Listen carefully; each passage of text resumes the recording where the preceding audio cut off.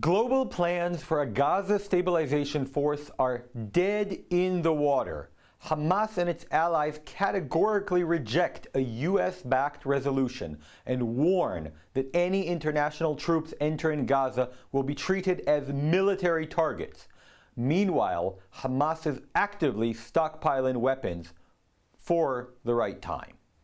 The U.S. is circulating a revised draft resolution focusing on an immediate cessation of hostilities and planning the subsequent security framework for Gaza. Submitted to the UN Security Council, the main points are immediate hostility cessation. The draft calls for an immediate, durable, and sustained cessation of hostilities to allow for humanitarian aid to reach civilian safety. And in the post-conflict governance, it strongly emphasizes that Gaza cannot be ruled by Hamas, nor can it be subjugated to an Israeli reoccupation. It calls for the disarmament of terrorist groups in Gaza, and it implicitly supports the formation of a multinational force or an international mechanism to manage the security transition and enforce disarmament once the fighting stops.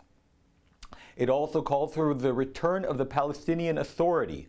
The resolution supports the unified governance of Gaza and Judea and Samaria, it calls it the West Bank, of course, under the Palestinian Authority, the PA, or a reformed Palestinian leadership.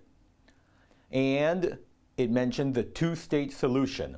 The draft reportedly reinforces the U.S. commitment to the two-state solution as the long-term path to stability, explicitly referencing the need for the borders to be based on the 1967 lines.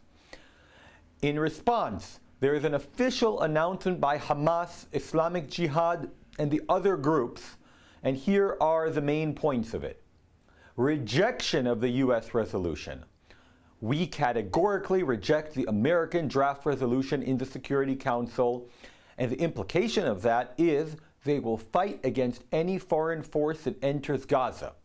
With that, one can say goodbye to the international force that will not be willing to come into a war zone. This mafia-style warning is a clear signal that anyone who enters the Gaza Strip will be considered a military target and slaughtered unless they are subordinate to Hamas's instructions. There is a rejection of disarmament. We reject any clause concerning the disarmament in Gaza or harming the right of our people to resist and defend themselves. This right is permanent and internationally guaranteed, so they claim. They are warning against international guardianship. We warn of the danger in the American draft resolution proposed for a vote in the Security Council which concerns the establishment of an international force in the Gaza Strip, and we view it as an attempt to impose international guardianship that will serve the occupation. Any humanitarian effort must be conducted only through the appropriate Palestinian institutions. This, of course, is referring to the Gaza Humanitarian Foundation, the American-Israeli system, which finally bypassed the Hamas, since the UN systems work for the Hamas and didn't allow Hamas to receive the aid entering, which they would use for their war effort, and to fund themselves by selling it at exorbitant prices to the local residents.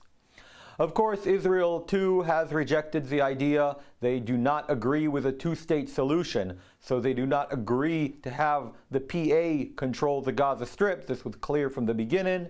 We will see how this goes. Reports surface of Hamas's long-term strategy of arms accumulation. Hamas has been stockpiling advanced weaponry in recent weeks in Yemen, and in Africa, and in other supporting countries. These weapons are being accumulated in preparation for them to be smuggled and transferred to strategic points, including Gaza, Judea, and Samaria. This activity is taking place while all parties are talking about disarming Hamas, and serves as further evidence of the organization's true intentions and long-term plans. That said, The Al-Monitor paper reported that Indonesia has trained nearly 20,000 soldiers for a possible Gaza stabilization force. And their defense minister, Sipri Samsudin, noted that the role will focus on the fields of health and construction. But Jakarta is still awaiting decisions regarding this proposed multinational mission, which was put forward by the US and includes Egypt, Qatar, Azerbaijan, and so on. In any case, I'd like to wish you all a good week and continue to pray for Israel and pray for Netivyah. Shalom.